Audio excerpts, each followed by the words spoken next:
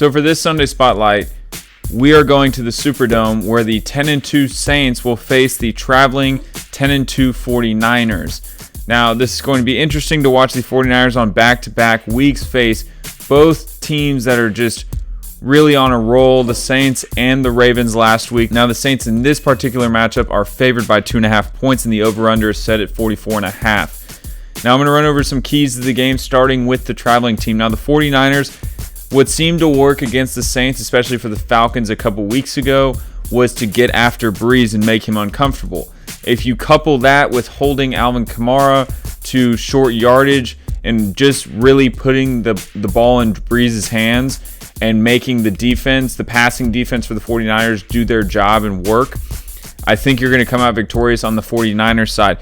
And this bodes well because the 49ers are ranked number 2 in sacks. So that's going to be huge. Like I said with the Falcons a couple weeks ago, getting after Brees was the key to beating the Saints. Now, I understand when I say that giving the ball to Brees and forcing him to win the game through the air is an interesting strategy and really not one that you would recommend. But the passing defense for the 49ers is currently ranked number 1.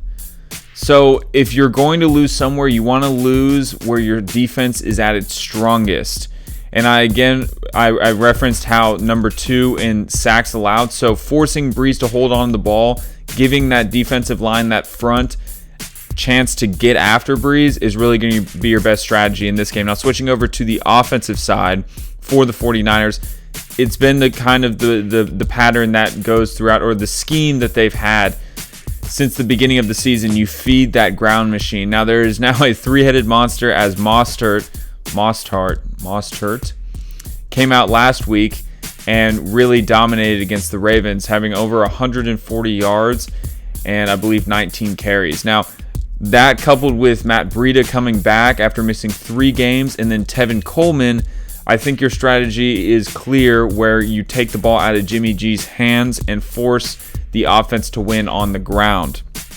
An ancillary key that I believe is very important for this matchup is when you play in the Superdome, it is significantly louder than most stadiums. So keeping the crowd out of the game and not allowing the Saints to build momentum is really important, especially for the 49ers as they come into town after traveling for 2 weeks and being a little beaten down. Now, I've talked about the 49ers, their keys for the both defense and offensive side. I'm going to switch over to the Saints. And it's kind of counter to what I said for the 49ers. So for the 49ers, I said you must get after Drew Brees. That is a major key in how the Falcons beat the Saints a couple weeks ago. And to counter that on the Saints side, you have to protect Drew Brees. Luckily, the Saints are the 6th best in sacks allowed in the NFL. So that is huge. And then also counter to what I said for the 49ers, where they are ranked number 2 in rush offense, and that is really kind of their scheme going in, or their strategy going into every game. The Saints are number 3 in rush defense, so stopping their run and protecting Drew Brees should be the strategy for this one, allowing Drew Brees to really take over the game. Now, defensively, as it has been a strategy for many teams before, you have to force Jimmy G to beat you. That is technically not the 49ers' strongest suit on offense. Like I said, they are strongest on the ground. And although George Kittle is a reliable tight end, Jimmy G has not been ultimately reliable in most of his matchups. So defensively, you force Jimmy G to beat you. Now, because of what I've outlined, I believe the Saints will win this game, and that is for multiple reasons. Number one, I think Drew Brees, and I actually know this, Drew Brees will get in a rhythm. He always gets in a rhythm. He's one of the quickest to get rid of the ball when it comes to standing in the pocket. He is at I believe, 72% completion, which is incredibly high completion rate, at least top 3 in the league. And Michael Thomas has been a monster so far. So I believe the Saints will win this one because Drew Brees will get in a rhythm, and also they're going to stop the run for the 49ers and force Jimmy G to beat them, which I don't believe Jimmy G can beat the Saints. Now, a major overlying key or umbrella key to this entire game is, if you're going to watch this for anything, you watch for the battle in the trenches.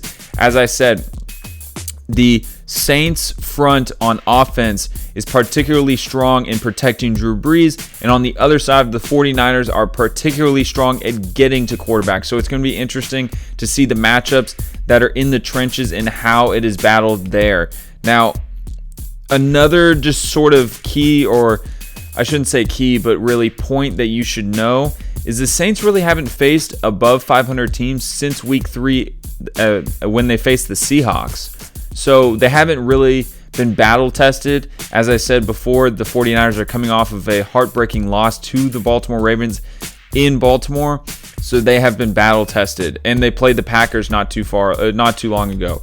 So the Saints, it's going to be a true test for them, as they've only really played mediocre competition, below 500 competition since week 3.